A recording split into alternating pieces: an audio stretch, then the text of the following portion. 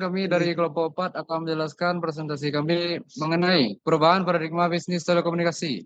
Adapun anggota kami itu Alia Khaira Amanda, Kelvin Julian, Rahma Hidayani, dan saya sendiri Wira Ahmad Burhan. Tujuan kami menjelaskan ini yaitu menjelaskan pengertian paradigma bisnis telekomunikasi. Kemudian menunjukkan perubahan regulasi, pasar, dan layanan dalam bisnis telekomunikasi. Yang ketiga, mengidentifikasi pengaruh lain seperti teknologi dan model bisnis dalam perubahan paradigma. Dan yang terakhir, memberikan gambaran mengenai arah transformasi industri telekomunikasi di Indonesia. Kemudian, paradigma bisnis telekomunikasi. Apa definisi dari paradigma bisnis di telekomunikasi? Yaitu kerangka berpikir atau pola dasar yang digunakan oleh pelaku usaha dalam menjalankan dan mengembangkan aktivitas bisnisnya dengan mencakup cara pandang terhadap pelanggan, nilai yang ditawarkan, strategi operasional, serta hubungan dengan lingkungan eksternal seperti regulasi dan teknologi. Di bidang telekomunikasi, definisi paradigma bisnis itu industri yang berfokus kepada pertukaran informasi jarak jauh menggunakan teknologi elektronik dan sistem telekomunikasi. Bidang ini mencakup seluruh proses, teknologi, infrastruktur, dan layanan yang memungkinkan pelanggan berkomunikasi dan bertukar data meskipun itu jarak jauh. Selanjutnya, saya akan menjelaskan mengenai perubahan regulasi. Yang pertama, liberalisasi pasar. Awalnya telekomunikasi identik dengan operator tunggal. Kini pemerintah membuka pasar telekomunikasi untuk banyak operator. Selanjutnya, yang kedua, regulasi spektrum dan frekuensi. Sebelumnya spektrum ini dialokasikan tetap dan jangka panjang. Namun, sekarang spektrum tersebut dapat diubah menjadi teknologi terbaru tanpa menambah atau mengganti spektrum lagi. Ketiga, regulasi infrastruktur. Awalnya setiap operator harus membangun infrastrukturnya masing-masing dengan biaya tinggi. Namun, sekarang satu buah tower dapat digunakan oleh operator yang berbeda. Keempat, regulasi lisensi. Awalnya operator harus memiliki satu lisensi untuk satu layanan yang diberikan. Namun, sekarang operator cukup memiliki satu lisensi untuk semua layanan yang mereka tawarkan. Selanjutnya perubahan pasar yang akan dijelaskan oleh Rahma Hidayani. Pada Rahma dipersilakan. Baik, perubahan paradigma yang kedua yaitu perubahan pasar. Di mana perubahan pertama yaitu pertumbuhan penyebaran. Penyebaran internet seluler terus meningkat didorong oleh harga smartphone yang terjangkau dan perluasan jaringan di kota besar maupun pinggiran. Rata-rata waktu penggunaan data seluler mencapai 6 hingga 7 jam per hari, menandakan pergeseran utama dari layanan suara ke layanan data. Perubahan pasar yang kedua yaitu segmentasi pasar, di mana segmentasi pasar merupakan pembagian pasar atau taktik yang digunakan pelaku bisnis untuk menarik pelanggan sesuai kebutuhan mereka. Adapun segmentasi yang sering digunakan adalah yang pertama yaitu bisnis to konsumen, di mana kondisi ini pasar ini terjadi antara operator dengan langsung kepada pelanggan individu. Operator menjual layanan langsung kepada pelanggan individu, di mana kebutuhan pelanggan bergeser dari layanan suara ke layanan data, sehingga operator memprioritaskan paket data, konten hiburan, dan aplikasi sosial media, seperti yang dibutuhkan oleh pelanggan pada saat ini. Kemudian segmentasi pasar yang kedua yaitu business to business, di mana pasar ini terjadi antara operator dengan industri. Operator akan menjual layanan kepada perusahaan atau industri karena industri butuh solusi kualitas layanan dan keamanan digitalisasi, sehingga operator menyediakan layanan big data, IoT enterprise, dan cyber security.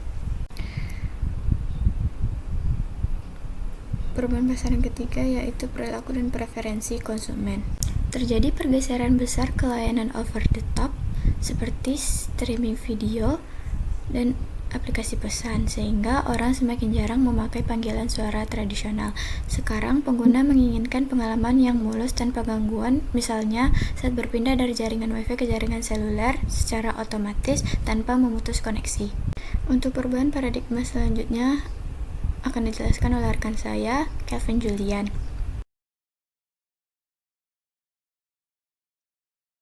Baik, yang keempat yaitu perubahan layanan. Generasi pertamanya yaitu pada tahun 1980 sampai tahun 2000. Voice service, layanan yang berfokus pada SMS dan panggilan suara. Layanan ini memiliki sistem dengan billing per menit pemakaian pengguna. Layanan ini sangat tergantung infrastruktur fisik operator. Yang generasi kedua yaitu pada tahun 2000 sampai 2010. Layanan ini berbasis data atau data center service. Fokus layanannya adalah mobile internal, email, browsing, multimedia. Pada era ini mulai bermunculan aplikasi digital sehingga kebutuhan layanan dan data meningkat. Generasi ketiga yaitu pada tahun 2010 sampai 2020. Layanan layanan over the top atau OTT. Pada era ini mulai adanya aplikasi OTT seperti WhatsApp, Telegram, YouTube yang menyebabkan operator kehilangan pendapatan SMS atau voice. Namun konsumsi data meningkat drastis. Maka operator mulai memberikan layanan digital seperti video streaming, musik, platform, dan lain-lain. Generasi keempatnya yaitu pada tahun 2020 sampai sekarang. Layanan berbasis 4G IoT, di mana operator masuk layanan yang lebih kompleks dan terhubung dengan sektor industri, menawarkan layanan IoT industri, telemedicine, virtual reality, atau VR. Yang kelima yaitu perubahan teknologi. Generasi awalnya berpindah pada komunikasi analog ke digital. Digitalisasi membuat biaya operasional lebih kecil. Kenyataannya lebih aman dan efisien dan operator mulai dapat menyediakan layanan SMS dan MMS. Yang kedua yaitu teknologi packet, switched, and mobile internet. Mendukung internet menjadi layanan utama selain voice atau SMS. Operator mulai mendapatkan pendapatan dari penggunaan data. Yang ketiga yaitu teknologi broadband atau LTE. Kecepatan data sangat tinggi dan aplikasi OTT mulai berkembang. Pada era ini pendapatan SMS menurun drastis dan berubah menjadi pendapatan data. Operator mulai berubah dari sekedar penyediaan jaringan menjadi digital service enabler. Yang keempat yaitu teknologi 5G, Cloud Native Network.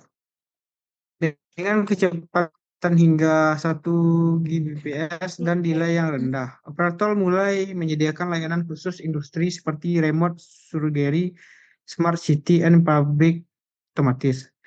Baik, akan dilanjutkan oleh rekan saya yaitu Alia Khaira.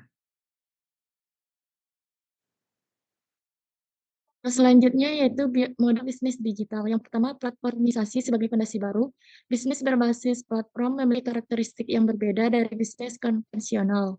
Karena nilai utama terletak pada interaksi antar pengguna dan penyedia layanan dalam satu ekosistem digital. Yang kedua, kolaborasi dan ekosistem.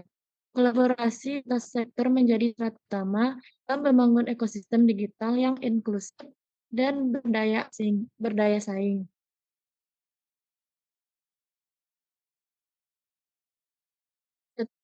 Ketiga, monetasi berbasis data dan interaksi. Model bisnis digital memungkinkan monetisasi berbasis yang dinamis dibandingkan model tradisional. Selanjutnya, perbandingan peran komponen dalam perubahan paradigma bisnis telekomunikasi. Yang pertama, regulasi, enable, dan penjaga keseimbangan.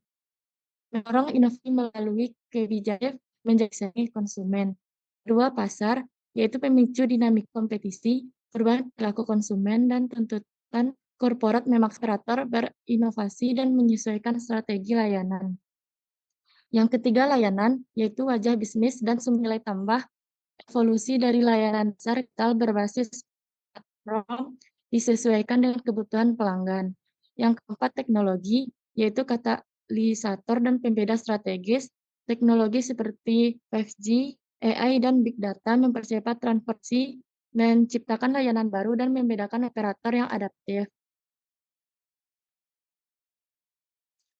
Selanjutnya, yaitu kesimpulan, Perubahan paradigma telekomunikasi di Indonesia dipengaruhi oleh regulasi yang semakin mendukung inovasi, dinamika pasar yang kompetitif, dan serta evolusi layanan menuju platform digital terpadu. Teknologi seperti AI dan Big Data mempercepat transformasi layanan dan efisiensi operasional. Selain itu, model bisnis digital menggeser fokus pendapatan operator dari layanan tradisional ke monetisasi data dan kolaborasi lintas sektor. Secara keseluruhan, faktor-faktor ini membentuk industri telekomunikasi yang lebih adaptif, inovatif, dan bernilai tinggi di era digital.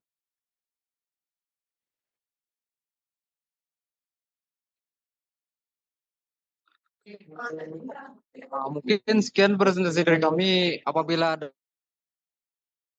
kesalahan kata dan sedikit kesalahan dari teknis dan operasional lainnya, kami mohon maaf. Sekian dari kami. Terima kasih atas perhatiannya. Assalamualaikum warahmatullahi wabarakatuh. Wabarakatuh.